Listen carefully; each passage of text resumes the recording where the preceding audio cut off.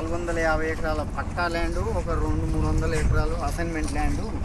దీని మీద మొత్తం రైతు ఎంతమందికి ఇబ్బంది జరుగుతుంది? రైతులు ఒక 400-500 మంది ఖచ్చితంగా. 10 గుంటలు ఎకరం ఉన్నాడు, 2 ఎకరాలు ఉన్నాడు, అట్లా ఉన్నది. దాని మీద ఇబ్బంది జరుగుతుంది.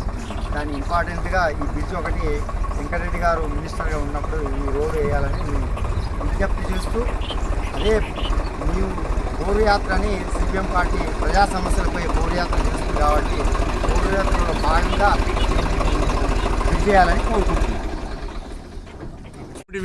మేరకు ప్రజా సమస్యలపై సిపిఎం పోరు యాత్ర కార్యక్రమంలో భాగంగా ఏదో చెర్లపల్లి 15వ వార్డు సంబంధించినటువంటి వార్డు పరిశీలన చేయడం జరిగింది. ఇక్కడ రైతాంగం అంతా కూడా ఈ దాదాపు చెరువు కింద 450-500 ఎకరాల భూమికి రైతులు రావడానికి ఇబ్బంది అవుతున్న పరిస్థితి. చెరువు నిండినప్పుడు రావడానికి 5-6 కిలోమీటర్లు తిరిగి రావాల్సిన పరిస్థితి వస్తుంది అంటున్నారు.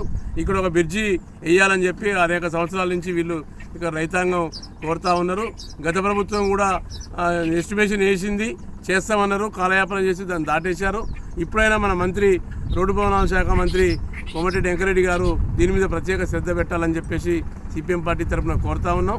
ఈ యొక్క బ్రిడ్జి వేయడం ద్వారా దాదాపు 400 మంది దాకా రైతాంగానికి మేలు జరిగే అవకాశం ఉంది. ఈ ప్రజలందరికీ కూడా వ్యవసాయదారులకు సంబంధించినటువంటి వాహనాలు కానీ ఇతర పంట ట్రాన్స్పోర్టేషన్ కానీ ఇబ్బంది లేకుండా ఉండే పరిస్థితి ఉంటుంది. ఎందుకంటే చెరువులు నిండిన తర్వాత ఇబ్బంది అవుతుంది.